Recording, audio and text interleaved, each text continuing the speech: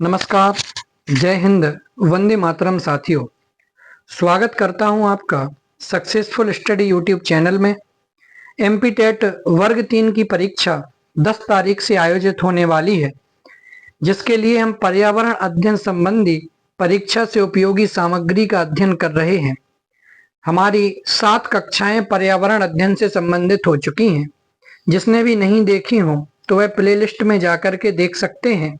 और आज हमारी 8वीं कक्षा है और आपसे एक निवेदन है कि यदि आपको हमारी कक्षाएं अच्छी लग रही हो तो आप कृपया हमारे चैनल को अवश्य सब्सक्राइब करें।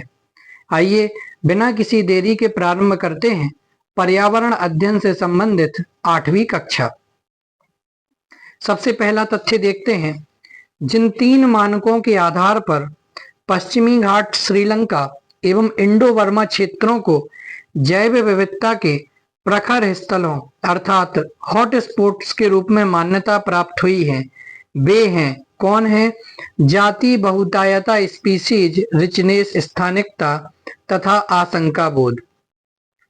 ये 3 मानकों के आधार पर इनको जैव विविधता के प्रखर स्थलों के रूप में मान्यता प्राप्त हुई है। अगला तथ्य देखते हैं। वर्ल्ड लाइफ इंटरनेशनल नामक संगठन के संदर्भ में कथन सही है। क्या है विशेष बात इसके संबंध में? यह संरक्षण संगठनों की विश्वव्यापी भागीदारी है। यह महत्वपूर्ण पक्षी एवं जैव विविधता क्षेत्र इंपोर्टेंट वर्ल्ड एवं बायोडाइवर्सिटी एरियाज के रूप में ज्ञात अथवा निर्दिष्ट स्थलों की पहचान करता है। अगला तथ्य देखते हैं। जैव विविधता हॉटस्पॉट की संकल्पना दी गई थी। किसके द्वारा इसकी संकल्पना दी गई थी? तो ब्रिटिश पर्यावरणविद नॉर्मन मायर्स के द्वारा। ये बहुत ही महत्वपूर्ण तथ्य है कि जैव विविधता हॉटस्पॉट की संकल्पना किसके द्वारा दी गई थी? तो ब्रिटिश पर्यावरणविद जिनका नाम नॉर्मन मायर्स है, उनके द्वारा इसकी संकल्पना दी गई थी। अगला तथ्य देखते हैं। जैव सुरक्षा पर कार्टाजेना उपसंधि प्रोटोकॉल के पक्षकारों की प्रथम बैठक 23 से 27 फरवरी 2004 के मध्य संपन्न हुई थी। कहाँ संपन्न हुई थी? मलेशिया की राजधानी कुआलालंपुर में। मलेशिया की राजधानी कुआलालंपुर में 23 से 27 फरवरी 2004 के बीच जैव सुरक्षा पर कार्टाजेना उपसंधि प्रोटोकॉल के पक्षकारों की प्रथम बैठक संपन्न हुई थी। अगला तथ्य। भारत ने जैव सुरक्षा उपसंधि जैव विविधता पर समझौते पर हस्ताक्षर कब किया था? तो 23 जनवरी 2001 को भारत ने जैव सुरक्षा उपसंधि अथवा जैव विविधता पर समझौता किया था। अगला तथ्य देखते हैं। जैव सुरक्षा उपसंधि या प्रोटोकॉल संबद्ध है। किससे संबद्ध है? आनुवंशिक रूपांतरित जीवों से। आनुवंशिक रूपांतरित जीवों से जैव सुरक्षा उपसंधि या प्रोटोकॉल संबद्ध है। अगला तथ्य देखते हैं। जैव सुरक्षा उपसंधि अथवा जैव विविधता पर समझौते का सदस्य नहीं है। कौन नहीं है? संयुक्त राज्य अमेरिका। अर्थात संयुक्त राज्य अमेरिका ने जैव सुरक्षा उपसंधि कहो या जैव विविधता कहो, इस समझौते पर हस्ताक्षर नहीं किए थे। अगला तथ्य देखते हैं। जैव सुरक्षा या बायो सेफ्टी का कार्टाजेना प्रोटोकॉल कार्यान्वित करता है। क्या करता है? कौन कार्यान्वित करता है? पर्यावरण एवं वन मंत्रालय कार्यान्वित करता है। बहुत ही महत्वपूर्ण तथ्य है, इसे आप याद रखेंगे। अगला तथ्य देखते हैं। वलुईय और लवणीय क्षेत्र एक भारतीय पशु जाति का प्राकृतिक आवास है। उस क्षेत्र में उस पशु के कोई परभक्षी नहीं है, किंतु आवास ध्वंस होने के कारण उसका अस्तित्व खतरे में है। यह पशु है, कौन सा है? भारतीय वन्य गधा। माने इसको खाने वाला और कोई दूसरा जीव नहीं दिखाई देता, लेकिन फिर भी प्राकृतिक आवासों के दोहन के कारण से, अनेकों औद्योगिक गतिविधियां संचालित होने से, वनों का दोहन होने के कारण से इनका अस्तित्व खतरे में आ गया। वे कौन से जीव हैं? तो भारतीय वन्य गधा ऐसा जीव है। अगला तथ्य देखते हैं। जैव विविधता पर संयुक्त राष्ट्र सम्मेलन के दलों का 10वां सम्मेलन आयोजित किया गया था। कहाँ आयोजित किया गया था? तो नगोया में इसका 10वां सम्मेलन आयोजित किया गया था। अगला तथ्य देखते हैं, जैव विविधता पर संयुक्त राष्ट्र सम्मेलन के दलों का 11वां सम्मेलन, जिसे COP11 8 से 11 अक्टूबर 2012 के मध्य आयोजित किया गया था। कहाँ आयोजित किया गया था? हैदराबाद, भारत में आयोजित किया गया था। अगला तथ्य देखते हैं, UNREDD+ प्रोग्राम की समुचित अभिकल्पना और प्रभावी कार्यान्वयन महत्वपूर्ण रूप से योगदान दे सकते हैं। कहाँ योगदान दे सकते हैं? जैव विविधता का संरक्षण करने में, वन्य पारिस्थितिकी समुत्थानशीलता में तथा गरीबी कम करने में ये कार्यान्वयन अपना महत्वपूर्ण रूप से योगदान दे सकते हैं। अगला तथ्य देखते हैं, 2 महत्वपूर्ण नदियां जिनमें से एक का स्रोत झारखंड में है और जो उड़ीसा में दूसरे नाम से जानी जाती है, तथा दूसरी जिसका स्रोत उड़ीसा में है, समुद्र में प्रवाह करने से पूर्व एक ऐसे स्थान पर संगम करती है जो बंगाल की खाड़ी से कुछ ही दूर पर है। यह वन्य जीवन तथा जैव विविधता का प्रमुख स्थल है और सुरक्षित क्षेत्र है। वह स्थल कौन सा है? भितरकनिका उस स्थल का नाम है। माने 2 नदियां जो कि झारखंड में किसी और दूसरे नाम से जानी जाती है और उड़ीसा में किसी दूसरे नाम से जानी जाती है, और बंगाल की खाड़ी से कुछ ही दूर पर एक ऐसा स्थान है जहां पर ये संगम करती है। वह स्थल कौन सा है? भितरकनिका। अगला तथ्य देखते हैं, प्रकृति एवं प्राकृतिक संसाधनों के संरक्षण के लिए अंतरराष्ट्रीय संघ international union for conservation of nature and natural resources IUCN तथा वन्य प्राणी जात एवं वनस्पति जात की संकटापन्न स्पीसीज के अंतरराष्ट्रीय व्यापार पर कन्वेंशन, इसके संदर्भ में सही है। क्या कौन सा कथन सही है? IUCN प्राकृतिक पर्यावरण के बेहतर प्रबंधन के लिए विश्व भर में हजारों क्षेत्र परियोजनाएं चलाता है। CITES उन राज्यों पर वैध रूप से आबद्ध कर है जो इसमें शामिल हुए हैं, लेकिन यह कन्वेंशन राष्ट्रीय विधियों का स्थान नहीं लेता है।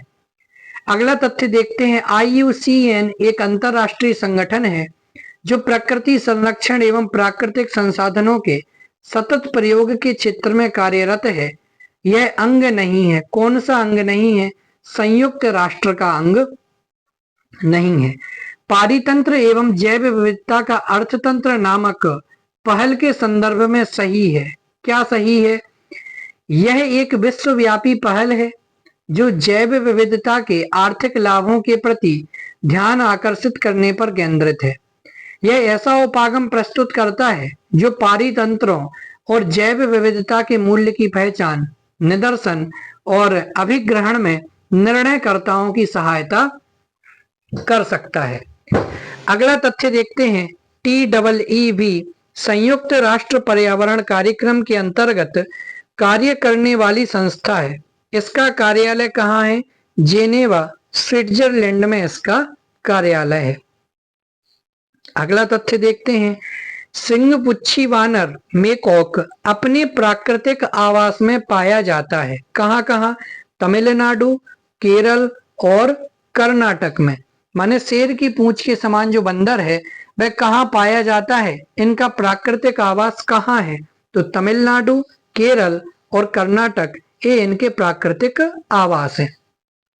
अगला तथ्य देखते हैं, भारत में प्राकृतिक रूप में कौन कौन पाए जाते हैं, कौन से जीव पाए जाते हैं?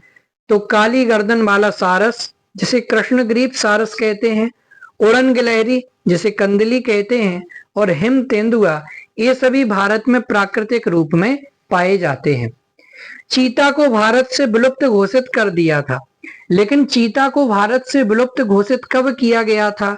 तो वर्ष 1952 में चीता को भारत से विलुप्त घोषित कर दिया गया था। अगला तथ्य देखते हैं, समुद्र तल से 3000 से 4500 मीटर की ऊंचाई पर पाया जाता है। क्या पाया जाता है? तो हिम तेंदुआ जो कि समुद्र तल से 3000 से लेकर 4500 मीटर की ऊंचाई तक पाया जाता है। जम्मू एवं कश्मीर का राज्य पक्षी क्या है? काली गर्दन वाला सारस जम्मू एवं कश्मीर का राज्य पक्षी है। अगला तथ्य देखते हैं, भारत में सर्वाधिक उड़न गिलहरी कहाँ पाई जाती हैं? तो हिमालय के पर्वतीय क्षेत्रों में भारत में सर्वाधिक उड़न गिलहरी पाई जाती हैं। अगला तथ्य देखते हैं, शीत निष्क्रियता की परिघटना का प्रेक्षण किया जा सकता है। चमगादड़, भालू कृंतक, रोडेंट में किया जा सकता है। अगला तथ्य देखते हैं, समशीतोष्ण और शीत प्रधान देशों में रहने वाले जीवों की उस निष्क्रिय तथा अवसन्न अवस्था को जिसमें वहां के अनेक प्राणी जाड़े की ऋतु बिताते हैं, कहते हैं, क्या कहते हैं? शीत निष्क्रियता कहते हैं। अगला तथ्य, गिलहरियां, छछूंदर, चूहे, मूसक आदि स्तनधारी प्राणी आते हैं, किसमें आते हैं? कृंतक गण में ये सभी प्राणी आते हैं। अगला तथ्य देखते हैं, उच्चतर अक्षांशों की तुलना में जैव विविधता सामान्यतया अधिक होती है। कहाँ होती है? निम्नतर अक्षांशों में अधिक होती है।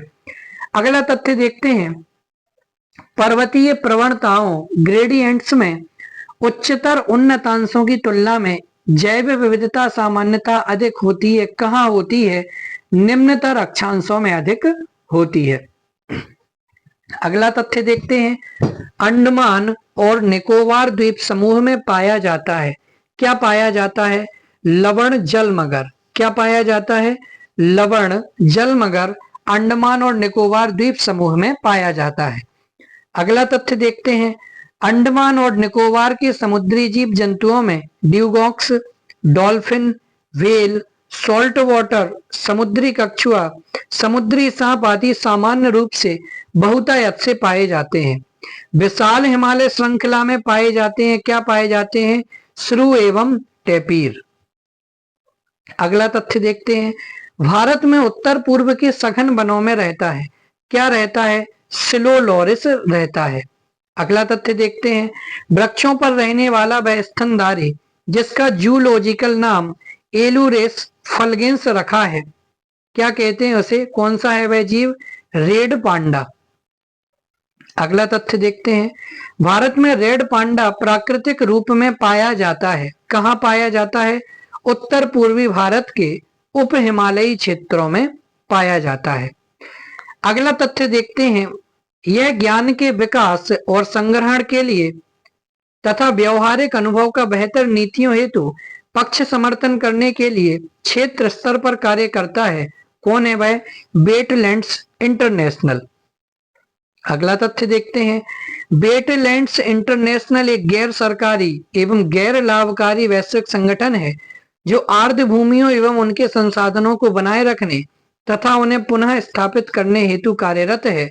इसका मुख्यालय स्थित है, कहाँ स्थित है? नीदरलैंड्स में स्थित है। अगला तथ्य देखते हैं, भारत रामसर अभिसमय का एक पक्षकार है और उसने बहुत से क्षेत्रों को रामसर स्थल घोषित किया गया है। वह कथन जो इस अभिसमय के संदर्भ में सर्वोत्तम रूप से बताता है कि इन स्थलों का अनुरक्षण कैसे किया जाना चाहिए। इन सभी स्थलों का पारिस्थितिकी तंत्र उपागम से संरक्षण किया जाए और साथ साथ उनके धारणीय उपयोग की अनुमति भी दी जाए। अगला तथ्य देखते हैं, भारत रामसर अभिसमय का एक पक्षकार है और उसने बहुत से क्षेत्रों को रामसर स्थल घोषित किया है। क्यों किया है? ताकि इन सभी स्थलों का पारिस्थितिकी तंत्र उपागम से संरक्षण किया जाए और साथ साथ अनुमति दी जाए, उनके किसके? धारणीय उपयोग की अनुमति दी जाए। अगला तथ्य देखते हैं, यदि अंतरराष्ट्रीय महत्व की किसी आर्द्र भूमि को मॉन्ट्रियो रिकॉर्ड के अधीन लाया जाए तो इससे अभिप्राय क्या है? माने मॉन्ट्रियो रिकॉर्ड का क्या अभिप्राय है? तो इसका अभिप्राय है कि मानव हस्तक्षेप के परिणाम स्वरूप आर्द्र भूमि में पारिस्थितिक स्वरूप में परिवर्तन हो गया है, हो रहा है या होना संभावित है। ठीक है ना। चलिए अगला तथ्य देखते हैं, पारिस्थितिकीय निकाय के रूप में आर्द्र भूमि वर्षाती जमीन उपयोगी है। कहाँ उपयोगी है? पोषक पुनर्प्राप्ति एवं चक्रण हेतु पौधों द्वारा अवशोषण के माध्यम से भारी धातुओं को अवमुक्त करने हेतु, तलछट रोककर नदियों का गादीकरण कम करने हेतु बरसाती जमीन उपयोगी है। अगला तथ्य देखते हैं, जलीय तथा शुष्क स्थलीय पारिस्थितिकीय तंत्र के बीच के क्षेत्र कहलाते हैं। क्या कहलाते हैं? आर्द्र भू क्षेत्र कहलाते हैं। अगला तथ्य देखते हैं, आर्द्र भूमि के अंतर्गत देश का कुल भौगोलिक क्षेत्र अन्य राज्यों की तुलना में अधिक अंकित है। कहां? गुजरात में। अगला तथ्य देखते हैं, भारत में तटीय आर्द्र भूमि का कुल भौगोलिक क्षेत्र आंतरिक आर्द्र भूमि के कुल भौगोलिक क्षेत्र से कैसा है? कम है। जैव द्रव्यमान का वार्षिक उत्पादन न्यूनतम होता है। कहाँ होता है? गहरे सागर में। जैव द्रव्यमान के उत्पादन की दृष्टि से प्रथम स्थान पर आते हैं। कौन आते हैं? उष्णकटिबंधीय वर्षा वन। अगला तथ्य देखते हैं, टुमारोज बायोडाइवर्सिटी पुस्तक की लेखिका है। कौन है? वंदना शिवा। किसकी लेखिका है? टुमारोज बायोडाइवर्सिटी, इस पुस्तक की लेखिका वंदना शिवा है। अगला तथ्य देखते हैं, जैव विविधता से संबंध रखते हैं। कौन रखते हैं?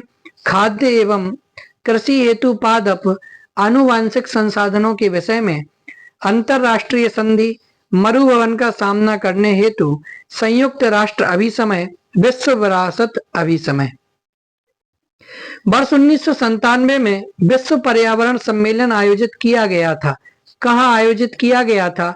तो क्योटो में आयोजित किया गया था। अगला तथ्य देखते हैं, जलवायु परिवर्तन पर संयुक्त राष्ट्र संघ का कन्वेंशन ढांचा संबंधित है। किससे संबंधित है? ग्रीन हाउस गैसों के उत्सर्जन में कमी से संबंधित है। अगला तथ्य देखते हैं, यूरोपीय संघ EU द्वारा विकासशील देशों के साथ वार्तालाप एवं सहयोग से वर्ष 2007 में स्थापित की गई। क्या स्थापित की गई? भूमंडलीय जलवायु परिवर्तन संधि स्थापित की गई। अगला तथ्य, यह लक्ष्याधीन विकासशील देशों को उनकी विकास नीतियों और बजटों में जलवायु परिवर्तन के एकीकरण हेतु प्रदान करती है, तकनीकी एवं वित्तीय सहायता प्रदान करती है। अगला तथ्य देखते हैं, वायुमंडल के प्राकृतिक संतुलन के लिए कार्बन डाइऑक्साइड की उपयुक्त सांद्रता है। कितनी है? 0.3%। अगला तथ्य, जलवायु परिवर्तन के प्रमुख कारक हैं। क्या है?